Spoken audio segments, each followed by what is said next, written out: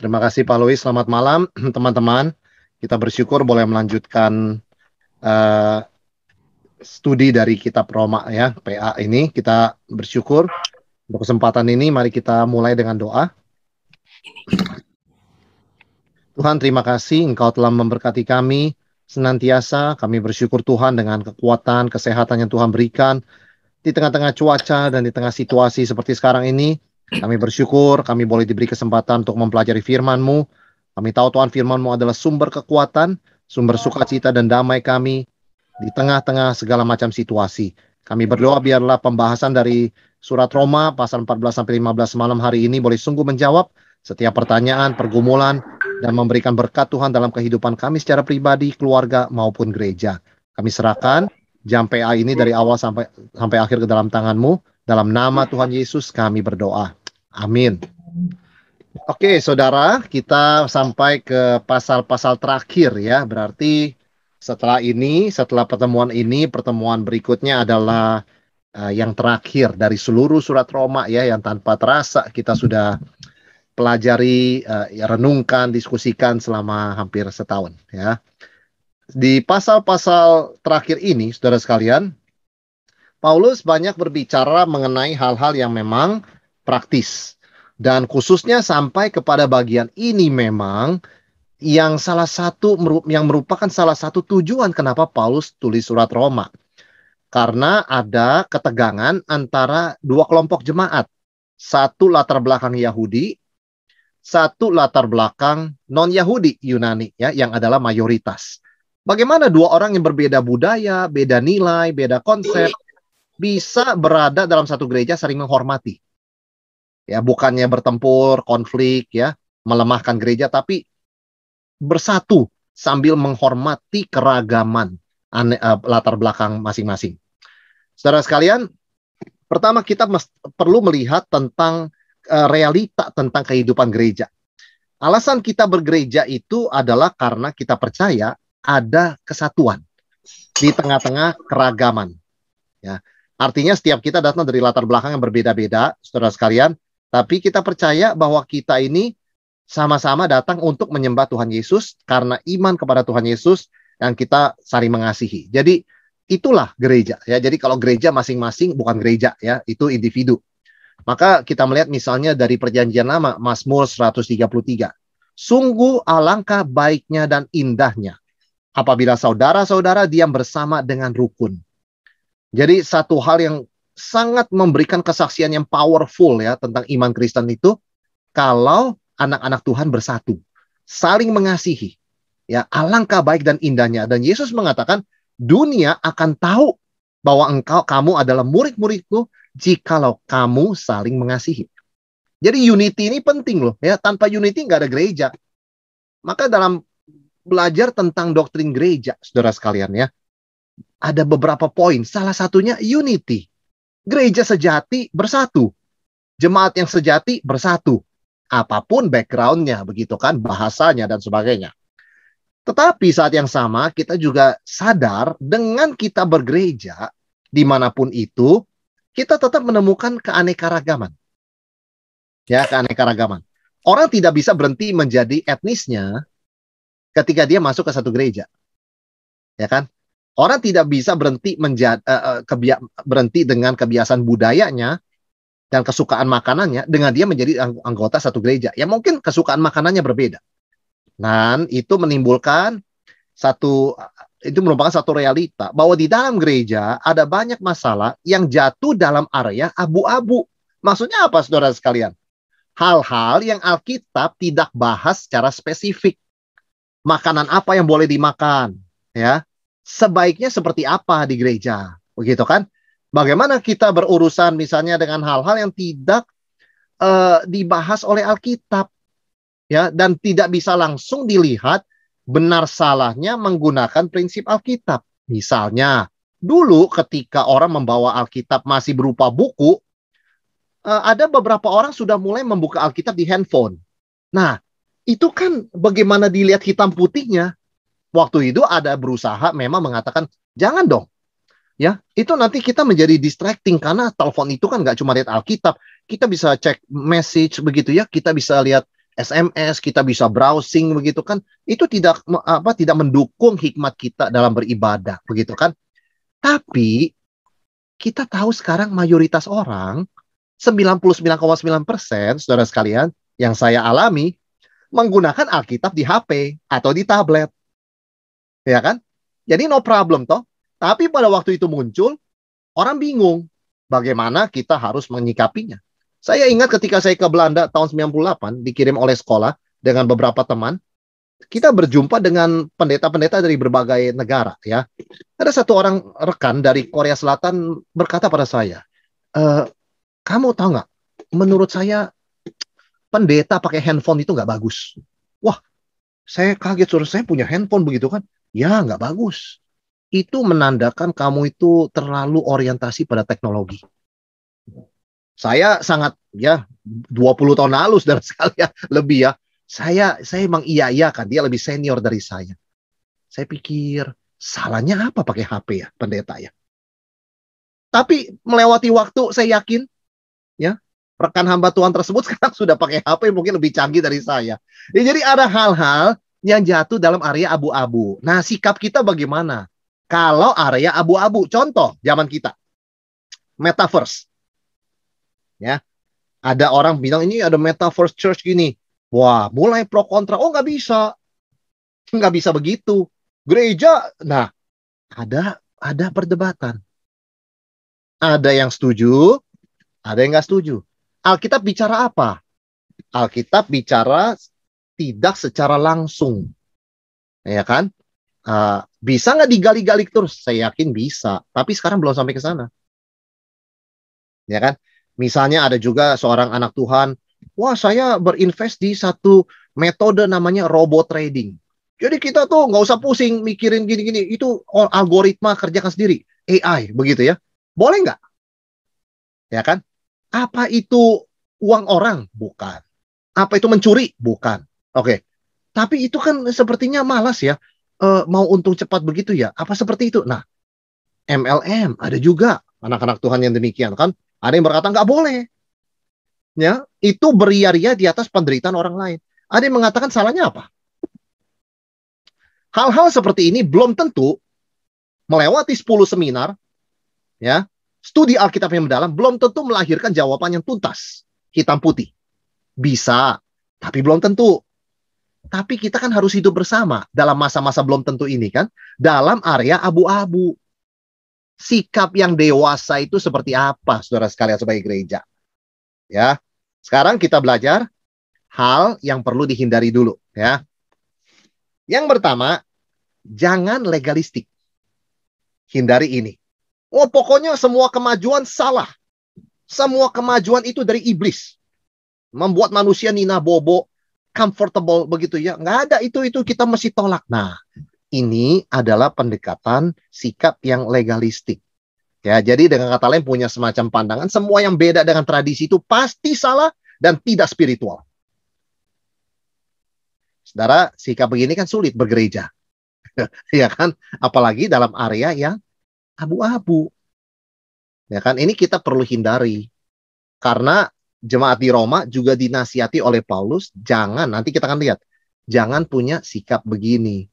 Gak bisa beribadah bersama-sama kalau begini. Kita sometimes agree to disagree loh ya. Banyak hal kita agree, ada berapa hal kita berusaha agree belum kesampaian. Jadi apa? Gak bisa pelayanan bersama? Gak bisa ibadah bersama? Tentu gak begitu. Ya.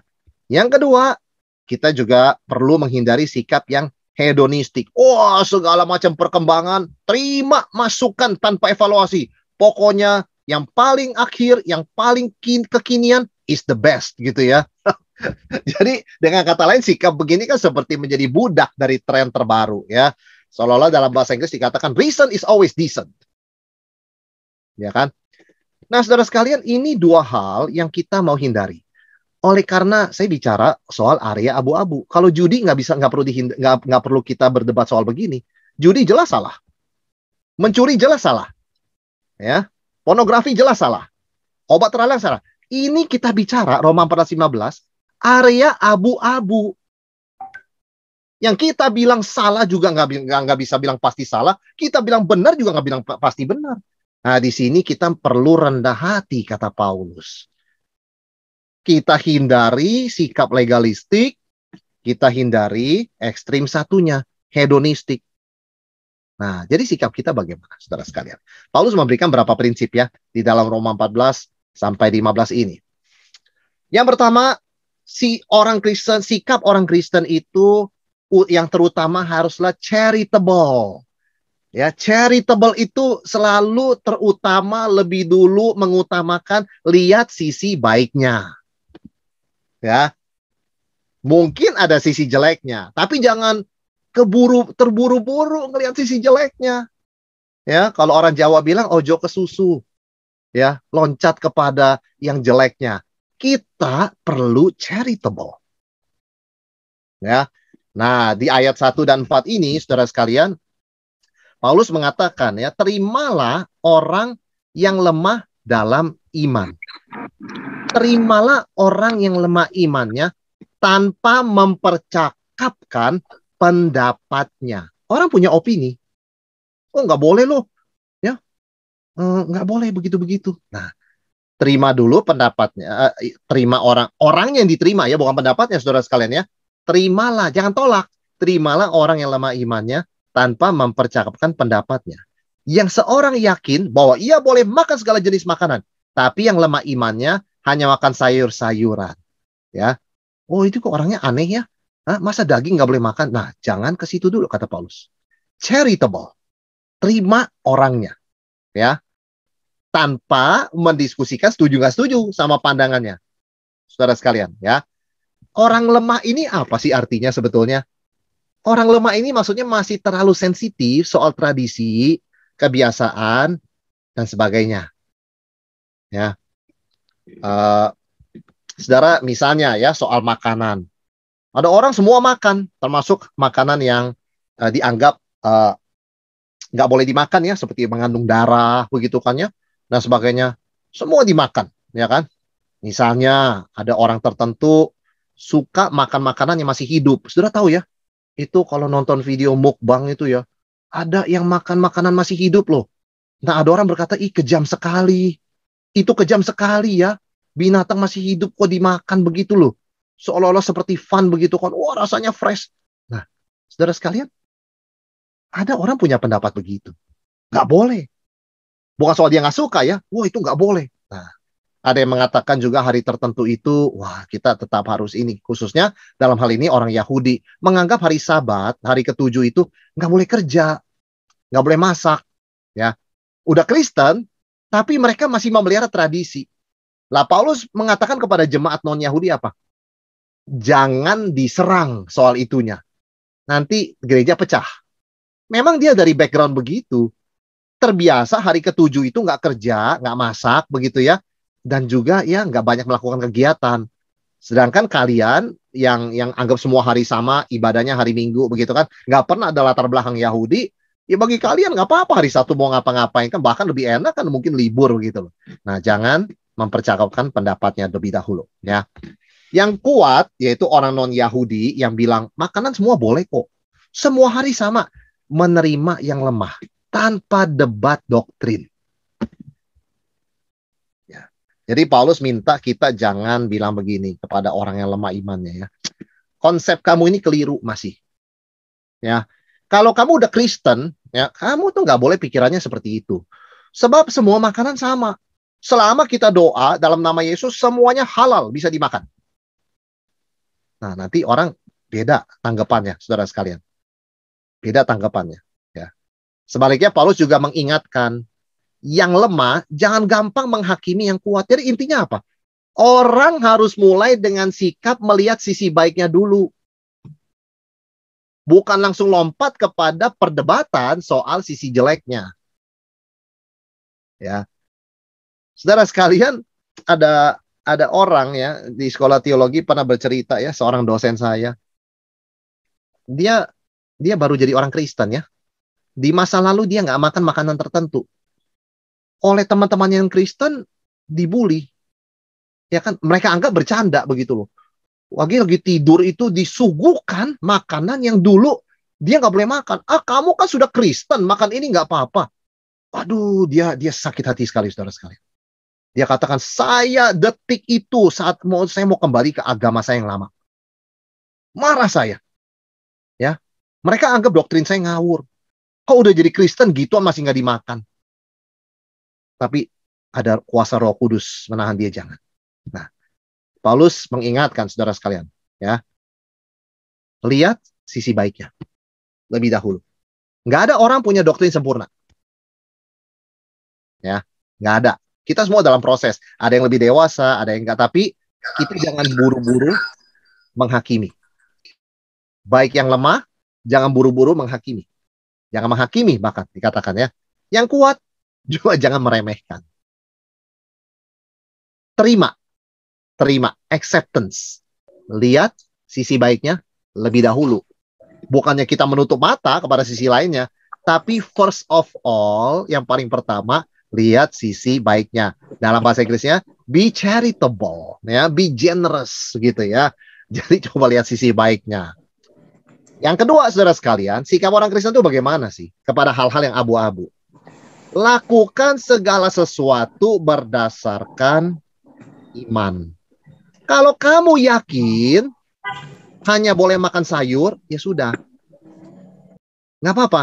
Itu imanmu. It's okay. Kalau kamu yakin nggak boleh tuh makan ikan-ikan yang masih hidup begitu ya. Kita makan badannya sementara kepalanya masih bergerak. Nggak apa-apa. Kita hormati itu. Ya. Ada yang menganggap satu hari lebih khusus daripada hari lainnya. Orang Yahudi menganggap hari Sabat kita nggak boleh ngapa-ngapain. Sebab Tuhan berhenti hari ketujuh kan. Menciptakannya. Dia nggak berhenti hari pertama loh. Jadi kita mesti istirahat hari ketujuh. Silakan. Tidak apa-apa. Kita menghormati. Kita nggak akan ajak saudara jalan-jalan, naik sepeda hari tersebut. Misalnya ya, pada zaman itu konteksnya. Atau kegiatan apapun. Sebaliknya, saudara yang lemah, Paulus katakan, jangan menghakimi mereka yang melakukan kegiatan pada hari Sabtu. Satu orang menganggap Sabtu lebih kudus dari hari-hari yang lain. Yang lain mengatakan setiap hari harinya Tuhan. Nggak ada yang lebih kudus. Sama, setiap hari kita mesti melayani Tuhan. Cuma Minggu di gereja, Senin sampai Sabtu di biasa, di tempat lain. Sama, every day is the same. Nah, saudara sekalian, ada yang menganggap semua hari sama. Jadi, bagaimana sikap kita? Ya, peganglah menurut iman kepercayaan kita. Kalau kita percaya satu hari lebih kudus dari hari lainnya, silakan. Itu tahap perkembangan iman kita.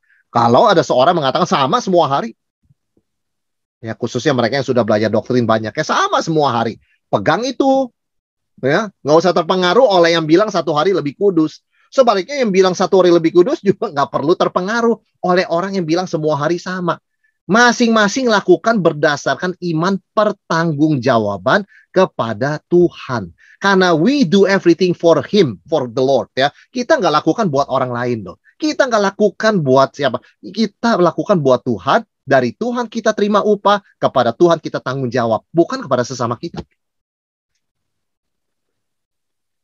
Jadi setiap orang memang memiliki tahap pertumbuhan iman masing-masing, saudara sekalian. Ya, ada yang baru belajar iman Kristen sekian persen, ya, ada yang sudah lebih banyak. Itu kita tidak tahu persis sebenarnya. Ya, kita hanya bisa meraba-raba. Oh, kira-kira dia konsep ini dasar sudah matang. Oh, mungkin ini konsep dasarnya masih dalam formasi begitu ya, membutuhkan waktu. Itu kan kira-kira, tapi persisnya hanya orang itu dan Tuhan yang tahu, saudara sekalian. Ya. Jadi keputusannya apapun itu adalah respon pribadi kepada Tuhan saat itu di dalam level pertumbuhan imannya. Ya kan? Ada orang berkata, saya kalau berdoa pagi hari. Karena pagi hari saya mulai hari dengan Tuhan. Saya doa lama sekali pagi hari ya. Ada yang berkata, saya doa pagi hari juga, tapi nggak panjang sih. Saya doa pagi hari, saya doa panjangnya itu malam sebelum tidur. Ah, kamu kan sudah mau tidur kan sudah capek. Sisa-sisa waktu kamu kasih Tuhan. Nah itu jangan menghakimi seperti itu. Setiap orang itu punya tahapan, punya pengertian, dia tanggung jawab pada Tuhan. Kita boleh sharing, kenapa kita senang doa panjang pagi-pagi. Tapi kita nggak boleh menghakimi mereka yang berdoa panjang malam-malam. Lalu mengatakan, kamu kasih Tuhan waktu sisa. Waduh, sangat tidak penuh cinta kasih. Sangat tidak charitable. Kita dengarkan tanpa mempercakapkan pendapatnya. Oke, saudara yang merasa demikian, mungkin dia kerjanya malam, mulai sampai pagi dia ngantuk. Kan kita nggak tahu gitu kan saudara sekalian ya. Mungkin ada kondisi fisik tertentu yang membuat dia ngantuk pagi, malam seger. Kita nggak tahu. Hal-hal seperti itu ya. Tapi keputusan setiap orang itu respon pribadi kepada Tuhan. Nah, kita fokus kepada tanggung jawab kita pribadi kepada Tuhan. Ini adalah cara menjaga kesatuan gereja di tengah keanekaragaman dalam berbagai isu yang jatuh dalam area abu-abu. Hitam putihnya nggak jelas. Dan nggak sedikit area begitu, saudara sekalian. Hidup kita kan semakin kompleks ya, penuh dengan berbagai opsi, pilihan begitu kan. Nah, kita bisa membuat berbagai macam penilaian. Kalau kita ragu tentang benar salah satu hal, ya jangan lakukan. Jangan berkata, tapi saya merasa salah sih. Tapi si Anu melakukan, saya lakukan. Jangan, kata Paulus. Itu berarti bukan dari hatimu, imanmu kepada Tuhan. Tapi meniru orang lain. Atau kalau kamu merasa salah satu hal itu benar, boleh dilakukan. Setelah kamu pikirkan sungguh-sungguh, nggak usah juga ragu-ragu lihat orang lain. Tapi ya nggak seperti itu loh. Saya lakukan. Karena kita lakukan untuk Tuhan, ya. Nah, kalau lakukan jangan ragu-ragu lagi ya. Tapi sekali lagi, saudara, kita ingat konteksnya. Ini masalah yang abu-abu. Kalau masalah yang hitam putih ini nggak berlaku, ya. Oleh sebab masalah hitam putih, misalnya menyontek, nggak perlu digumulkan. Ya, itu no, gitu aja, ya. Kemudian misalnya apa? Malas begitu kan? Nggak perlu, itu nggak perlu diperdebatkan, ya. Ini masalah yang kita masih nggak sure. Soal boleh makan ini enggak begitu kan ya.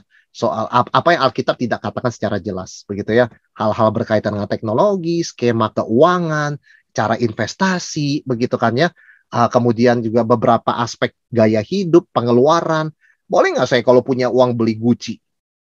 Hah? Boleh nggak saya kalau punya uang beli Gucci ya 5 miliar begitu kan? Saya punya uang begitu kan? Kenapa salah? Ya kan? Oh, nggak bisa 5 miliar kamu kasih orang miskin, berapa banyak orang diberi makan. Nah, pada tahap yang begitu, saudara sekalian, kalau uang dia 1 triliun, 5 miliar kan kecil. Begitu kan? Nah, kita nggak bisa buru-buru sampai pada kesimpulan, kamu hanya memikirkan kesenangan sendiri ya.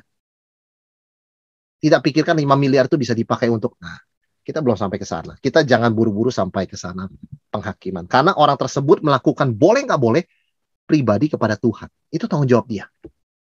Tuhan percayakan 5 miliar pada dia, bukan pada kita. Ya. Dia bertanggung jawab pada Tuhan, kita bertanggung jawab dengan apa yang Tuhan percayakan pada Tuhan, dipercayakan Tuhan pada kita. Ya. Yang ketiga, saudara sekalian, Paulus menegaskan lagi di ayat 9 sampai 12, misalnya ya, kalau kita baca. Sebab untuk itulah Kristus telah mati dan hidup kembali, supaya ia menjadi Tuhan baik atas orang-orang mati maupun atas orang-orang hidup. Tetapi engkau, mengapakah engkau menghakimi saudaramu?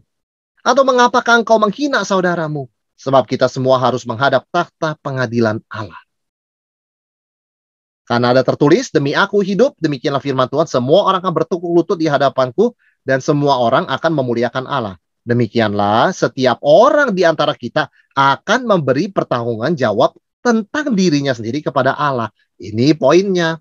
Satu saat kita jawab Tuhan, bukan jawab orang. Orang boleh tanya sama kita, ini emang area abu-abu ya? Tapi kenapa kamu lakukan ini? Saya rasa kurang pas loh. Kita harus berkata, saya tanggung jawab sama Tuhan. Ya, saya terima kasih sudah diingatkan.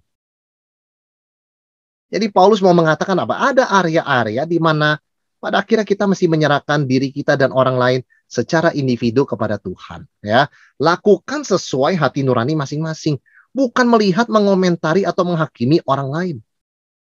Kalau itu sesuatu yang salah, namun kita nggak jelas gitu, abu-abu, Roh Kudus kan ada dalam hati orang percaya. Roh Kudus yang tegur kita. Roh Kudus tegur orang itu. Hati nurani kita sudah dibersihkan oleh darah Yesus. Bukan sempurna, tapi sudah berfungsi. Kalau salah, Tuhan kasih tahu. Secara pribadi. Ya, secara pribadi. Ya udah itu kita aja yang lakukan. Sorry ya, saya kalau kumpul-kumpul nggak minum gituan deh. Ya, nggak minum gituan. Terima kasih. Saya menghormati saudara minum, saya nggak minum. Nggak apa-apa. Hati nurani. Kita nggak boleh menghakimi orang yang minum. Tapi kita nggak mau dipaksa minum juga. Karena kita rasa kondisi kita, kesaksian kita, posisi kita nggak boleh minum. Ya, jadi inilah bagaimana gereja bisa terus berjalan, tetap bersatu di tengah keanekaragaman dan isu yang abu-abu. Kalau hati nurani kita mengatakan salah, jangan dilakukan. Tapi nggak apa-apa tuh si Anu enggak. Si Anu tanggung jawab sama Tuhan. Saya tanggung jawab pribadi kepada Tuhan. Ya, jadi saya nggak perlu melihat A, B, C. Saya lihat saya dan Tuhan dalam area abu-abu. Ya, jadi kalau hati nurani kita tidak mengatakan salah, lakukan dengan tetap tentunya hati-hati dan rendah hati. Ya, nggak usah dipamerkan juga. Paulus kan mengingatkan orang-orang non-Yahudi yang bagi mereka semua makanan sama. Ya kamu lakukan, tapi nggak usah kamu makan misalnya daging yang dianggap di perjanjian lama itu najis. Kamu nggak usah makan depan mereka. Seperti kamu ingin memperlihatkan pada mereka, nih saya makan nggak apa-apa, kamu ini lemah. Ya nggak boleh begitu. Makan aja di belakang, nggak apa-apa. Depan mereka jangan makan. Ya kan? Karena memang di gereja ada berbagai macam orang, ada berbagai macam konsep, begitu kan? Kita nggak harus makan depan dia kok. Kita bisa makan makanan yang semua kita bisa terima bersama, sisanya kita makan bersama dengan orang yang cocok sama kita. Ya kan? Itu yang kita lakukan, saudara sekalian. Ya, kalau hati nurani kita tidak mengatakan salah, nggak usah merasa bersalah. Tapi tetap lakukan dengan hati-hati dan rendah hati. Ya, jangan biarkan seorang pun menghakimi kita. Toh kita tidak lakukan itu untuk pamer-pamer. Ya kan? Tapi kalau hati nurani kita menegur, kita mesti tanya pada Tuhan, Tuhan salahnya di mana? Dan nggak perlu juga membenarkan diri dengan lihat orang lain yang melakukan. Tuhan mungkin nggak bicara sama dia seperti itu. Ya kan? Nah, intinya saudara sekalian, setiap orang perlu berpikir bagaimana dia menjelaskan kepada Tuhan ketika Tuhan bertanya pada ya kita ketika nanti kita ketemu dia. Pada akhirnya saya mesti jawab Tuhan untuk perbuatan saya, bukan saudara. Pada akhirnya saudara mesti jawab pada Tuhan tentang perbuatan saudara, bukan jawab kepada saya. Ya kan? Jadi ini inti yang Paulus katakan. Setiap orang pada akhirnya bertanggung jawab dan menjawab Tuhan. Nah, Tuhan tanya kan, kenapa kamu melakukan ini? Ya kita jawab pada Tuhan. Make sure kita bisa jawab. Yang pasti jawabannya bukan begini. Karena saya niru si A Tuhan. Loh, bukan itu jawaban pada Tuhan. Kita masih bisa menjelaskan pada Tuhan. Tuhan, saya lakukan ini karena tidak ada larangan dalam firman-Mu. Jujur Tuhan. Dan yang kedua, saya melihat potensi ini bisa melayani sesama. Dalam keterbatasan saya melihat begitu. Nah, kalau kita sudah siap menjawab Tuhan, do it. Do it, saudara sekalian. Nggak ada yang dilanggar. Dan kita tidak mengumbar begitu ya depan orang yang berbeda pandangan. Do it. Tapi kalau Tuhan ada satu rem dari hati nurani ini kayaknya ada something wrong ya. Jangan dilakukan. Ya, itu berarti Roh Kudus bicara pribadi pada kita. Ntar dulu. Ada hal-hal yang berbahaya di sini. Nah, yang ketiga, saudara saya. Yang keempat, ya, Paulus kemudian masuk ke ayat 13 sampai 18. Intinya apa? Orang Kristen, apapun yang dia lakukan itu dasarnya kasih. Ayat 13. Karena itu, janganlah kita saling menghakimi. Tetapi lebih baik kamu menganut pandangan ini. Jangan kita membuat saudara kita jatuh atau tersandung. Aku yakin, aku tahu dalam Tuhan Yesus, tidak ada sesuatu yang najis dari diri sendiri. Saya tahu secara doktrin, semua makanan boleh kok. Hanya bagi orang yang beranggapan bahwa sesuatu adalah najis, bagi orang itulah sesuatu itu najis. Nah, sebab jika engkau menyakiti hati saudaramu oleh karena sesuatu yang kau makan, maka engkau tidak lagi hidup menurut tuntutan kasih. Nah, kasih saudara sekalian. Janganlah engkau membinasakan saudaramu oleh karena makananmu, karena Kristus telah mati untuknya. Apa yang baik yang kamu miliki, jangan biarkan kamu difitnah. Sebab kerajaan Allah bukanlah soal makanan dan minuman, tapi soal kebenaran, damai sejahtera, dan sukacita oleh Roh Kudus. Karena barang siapa melayani Kristus dengan cara ini, ia berkenan pada Allah dan dihormati oleh manusia.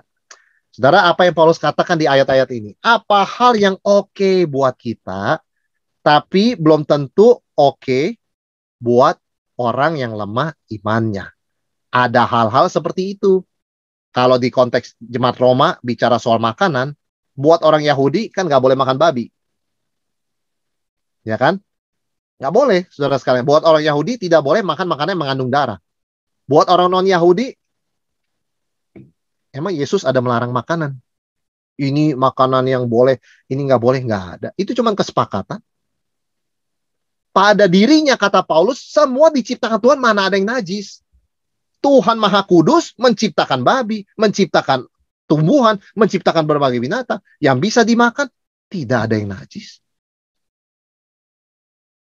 Secara doktrin benar ya. Tetapi Paulus juga mengingatkan, saudara sekalian, ada area-area yang belum tentu sama untuk orang yang beda. Ya, orang lain. Khususnya yang disebut di sini lemah imannya, yaitu orang-orang Kristen dari latar belakang Yahudi.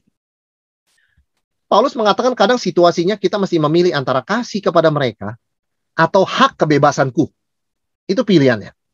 Paulus mengatakan kalau pilihannya adalah antara love for brothers dengan my freedom, hakku, ya jelas Paulus katakan, mari kita utamakan kasih di atas kebebasan pribadi. Kita makan tidak salah.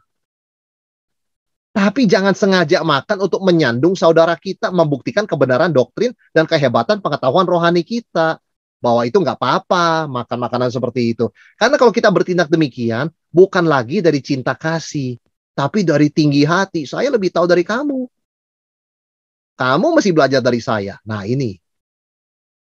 Paulus mengatakan dalam situasi di mana pilihannya adalah hak kebebasanku atau kasih ke persaudaraan, kasih kepada saudara, orang Kristen every time harus pilih love.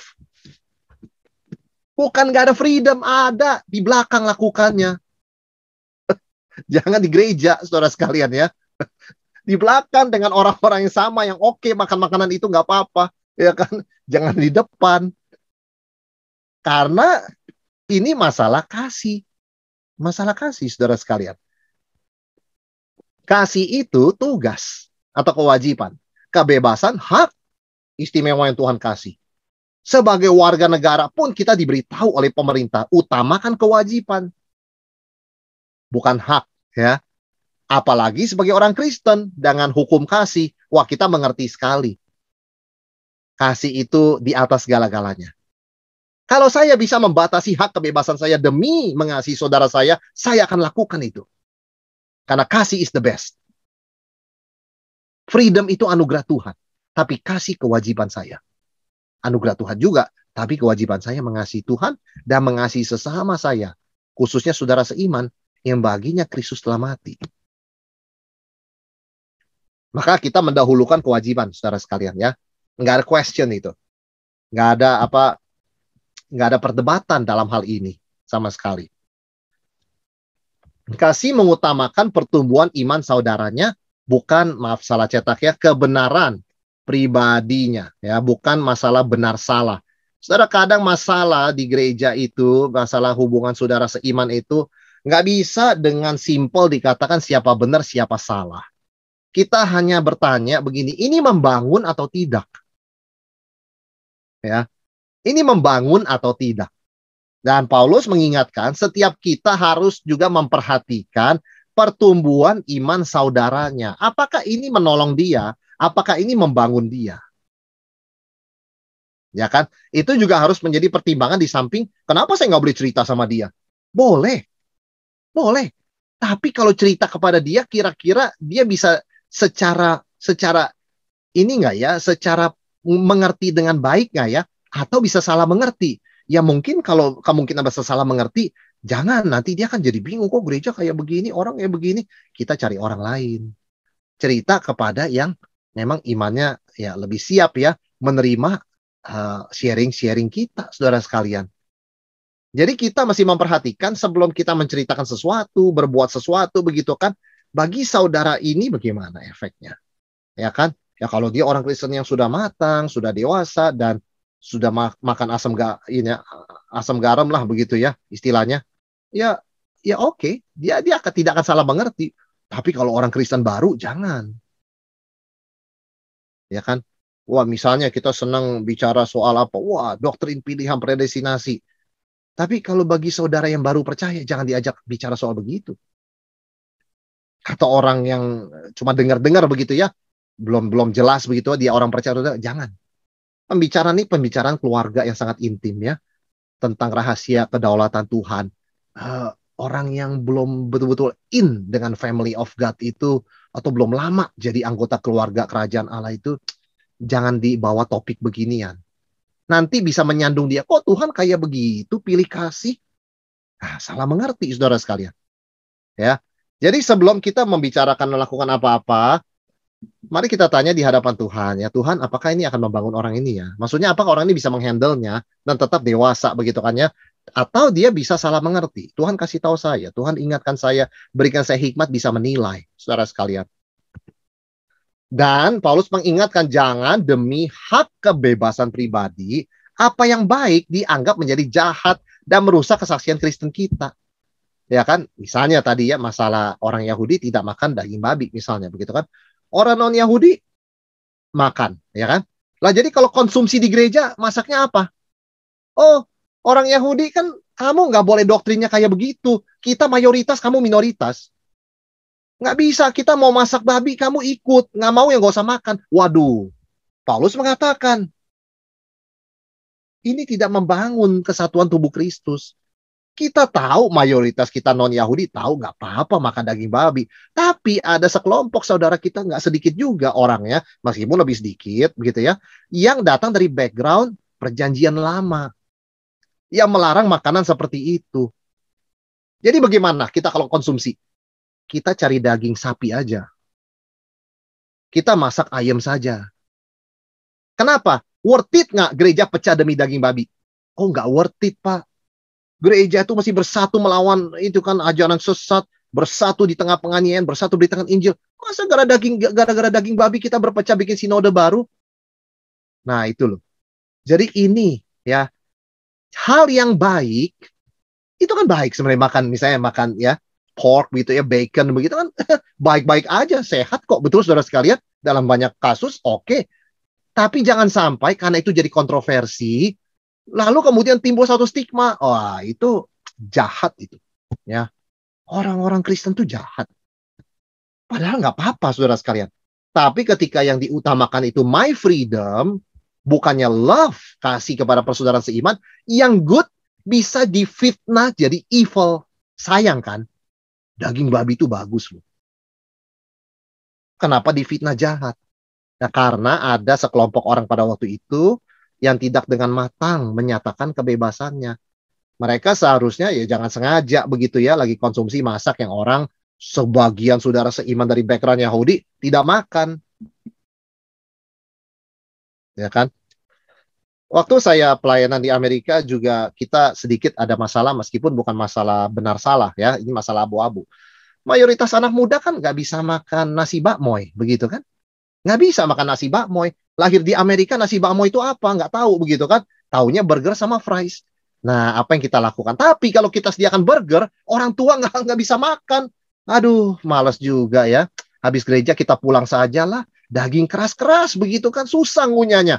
Jadi apa yang dilakukan? Kita dekati anak muda. Nah, apakah mama dan papa setiap hari juga ada masak apa di rumah? Oh, masak nasi juga. Kalau gitu kan bisa. Ya, kali ini kita makan bakmoy. Tapi benar-benar kalau kalian sampai nggak bisa, kalian itu mau cari makan di luar, oke lah. Kita juga nggak paksa begitu ya. Tapi lama-lama anak muda yang lahir di Amerika suka nasi bakmoy, saudara sekalian. Iya kan? Kan indah. Indah begitu kan? Dilakukan dengan baik begitu ya. Jadi jangan apa yang baik sampai berubah jadi fitnah. Gara-gara ada sekelompok orang yang memaksakan. Nggak bisa, pokoknya harus begini. Nah, jangan. Dalam hal yang abu-abu, kita masih fleksibel. Hukumnya adalah kasih. Apa yang membangun gerejaku, gereja kita, apa yang membangun saudaraku. Aku lakukan. Karena itu tugas kewajibanku. Dan sukacitaku untuk mengasihi. Ya. Yang kelima, saudara sekalian, prinsip yang Paulus katakan berikutnya. Orang Kristen, ya, panggilan kita adalah selalu berusaha membawa spirit damai dan saling membangun. Ya. Kita lihat di ayat berikutnya, ayat 19 sampai ayat 18, saudara sekalian, sampai 21. Karena barang siapa melayani Kristus dengan cara ini, ia berkenan kepada Allah dan dihormati oleh manusia. Oke.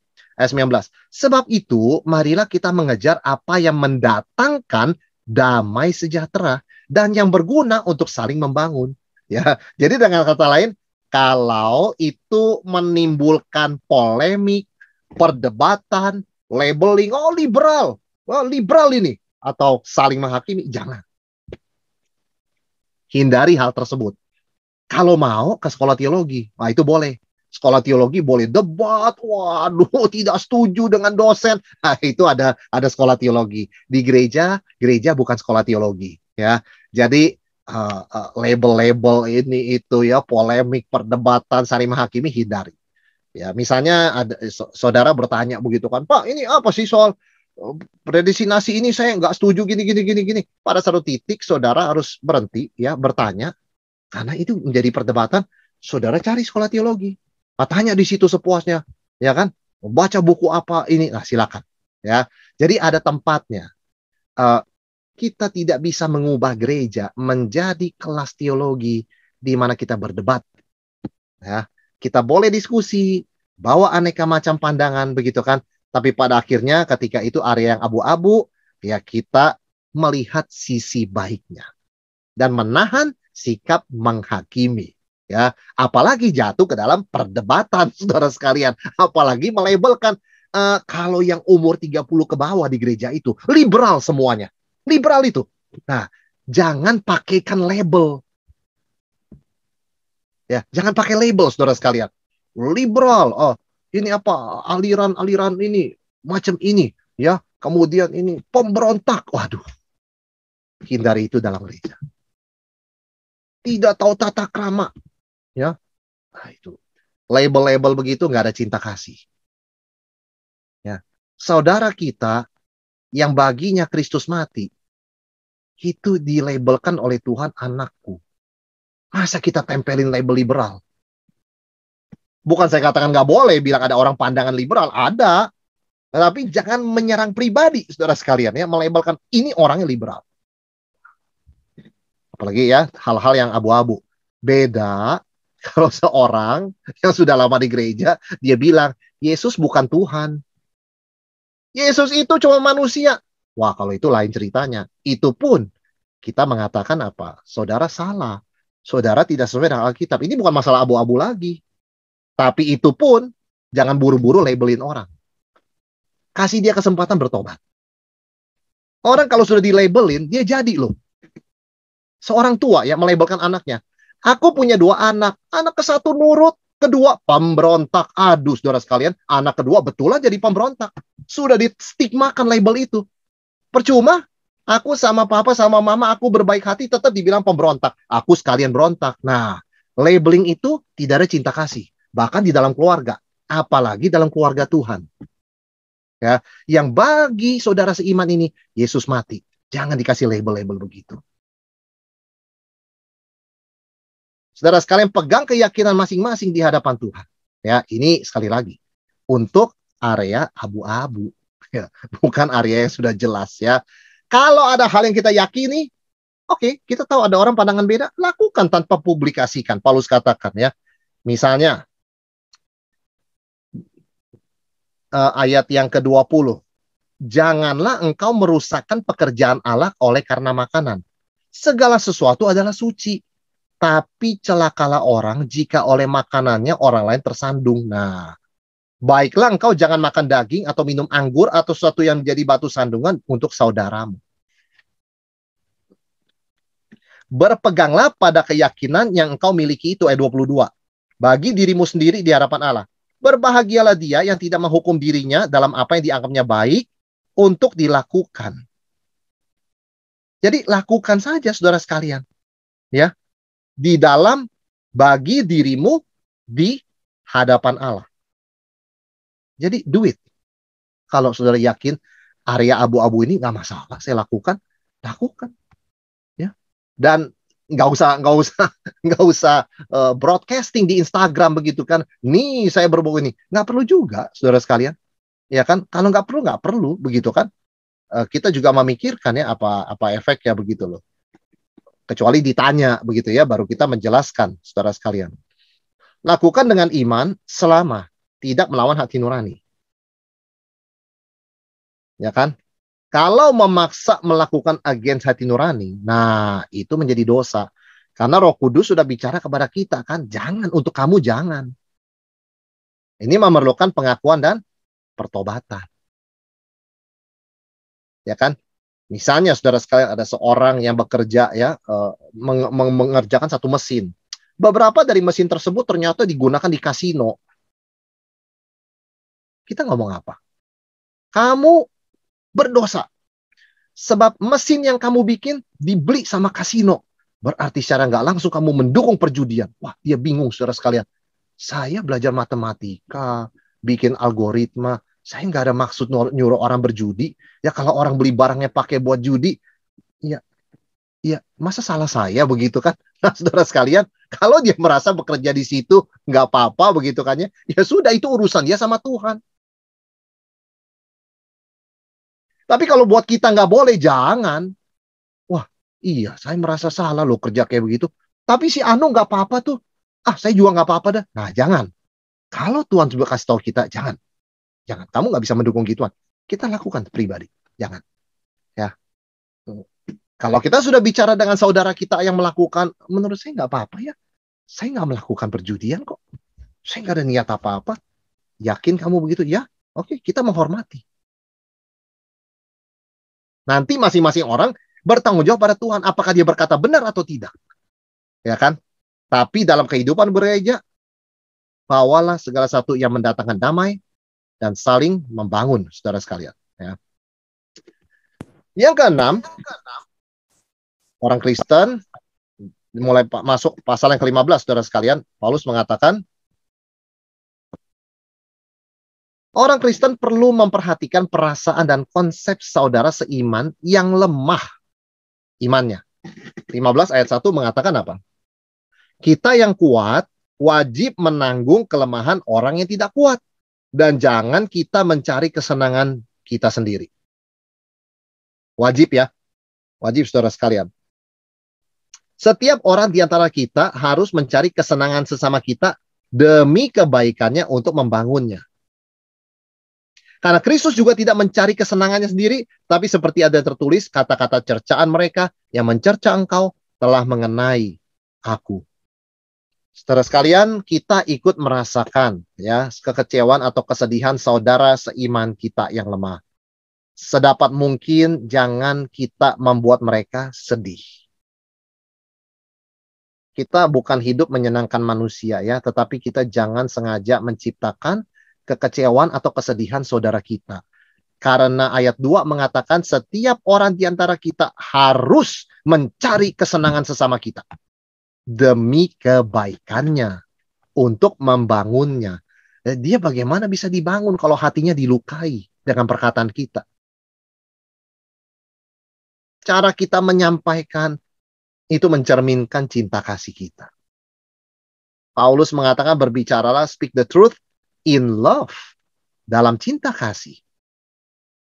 Jadi kalau mau menyampaikan sesuatu yang sensitif, mintalah hikmat Tuhan, jangan sampai menyakiti atau tidak adil. Ya, mungkin saudara berkata, tapi nggak bisa Pak. Orang itu kalau mau tersinggung, tersinggung saja betul, tapi we do our best. Kita lakukan tugas kita. Ya, dari kasih, bawa damai, saling membangun, menggunakan kata-kata yang pas. Supaya dia bisa menerima. Kalau pada akhir setelah kita lakukan ini mereka masih merasa ini nggak ada cinta kasih, ya serahkan pada Tuhan. Ya, tapi selama itu sedapat itu di dalam ini ya tangan kita, carilah perdamaian, carilah kesenangan saudara kita untuk kebaikannya, ya, untuk kebaikannya, menekankan freedom kita, ya, itu sama dengan menyenangkan diri sendiri. Ya, itu mah suka-suka saya ya. Saya emang orangnya kayak begini. Ya, kita memang orangnya kayak begitu, saudara sekalian. Tapi di sini Tuhan panggil kita bukan untuk menyenangkan diri kita sendiri, tapi mencari kesenangan saudara kita. Ya. Jadi ini ya, dikatakan karena Kristus juga tidak mencari kesenangannya sendiri. Ayat 3. Jadi pertumbuhan iman saudara kita yang lemah lebih utama dari kesenangan pribadi kita. Saudara sekalian, mungkin buat kita di Indonesia, konteks ya gereja kita ini mungkin nggak ada masalah ya. Tapi di Amerika itu saudara sekalian ya, waduh, banyak sekali perbedaan, banyak sekali perbedaan ya. Ada orang misalnya ya, zaman dulu nih saya bicara ya, ada orang ke gereja pakai jas. Wow, pakai jas. Siapapun nggak pelayanan dulu pakai jas gitu. Ada yang pakai kaos biasa. Waduh, ada yang pakai cincin kawin. Ada yang enggak, saudara sekalian. Yang pakai cincin kawin dikomentarin, sok pamer. Pamer-pamer itu cincin mahal begitu kan. Yang nggak pakai, liberal. Mau ngasih tahu orang dia masih single. Masih open dia. Nah, itu pertempuran tuh. Ya kan, jadi yang pakai cincin memandang rendah yang nggak pakai cincin begitu kan. Apa ini? Sudah menikah nggak pakai cincin. Apa? Dia mau cari mangsa baru apa? Waduh, saudara sekalian. Dugaannya macam-macam. Padahal tidak pakai cincin karena jarinya sudah besar. Cincinnya udah nggak muat, saudara sekalian. Ya kan? Yang nggak pakai cincin bilang, apa sih pamer-pamer? Semua juga tahu kamu udah menikah kok. Siapa yang mau? Waduh, jadi sangat tidak baik ya. Hal-hal soal cincin kawin saya jadi perdebatan. Jadi perdebatan, saudara sekalian. Tapi sebetulnya, apapun itu, orang pakai cincin, nggak pakai cincin, sudah menikah ya, dia itu urusan dia sama Tuhan lah. Sama pasangannya lah. Pasangannya nggak masalah kalau kita masalah. Ya kan? Tidak baik jika kita merasa senang di atas kesedihan atau kekecewaan saudara seiman kita. Jadi ini loh, maksudnya, kenapa sih kalau orang nggak pakai cincin masih seperti disingkirkan dari gereja di Amerika itu ya? Kamu bukan kelompok kami. Ini kamu malu mengakui kamu sudah married. Nggak usah ikut-ikutan kelompok kami lah. Kenapa? Ya nggak apa-apa toh. Kamu pakai ya pakai, dia nggak pakai ya udah. Ya kan? Kan tidak baik ya kita merasa senang di atas kesedihan saudara seiman kita. Saudara sekalian. Ya. Kristus adalah teladan. Dia tidak mencari kesenangannya sendiri. Untuk hal-hal yang abu-abu ya, pakai cincin atau enggak ya, boleh pakai jin atau enggak ke gereja, begitu kan ya. Kita menahan diri lah, saudara sekalian ya. Kita menahan diri ya. Kita memang tahu kita datang dari latar belakang generasi yang berbeda. Misalnya dengan generasi sekarang begitu kan. Dalam banyak hal mungkin kita masih menahan diri. Ya. Yang penting dia bisa bertumbuh dalam konteks dia. Nah, tentu juga saling mengingatkan, kita nggak usah saling menghakimi tapi saling membangun ya.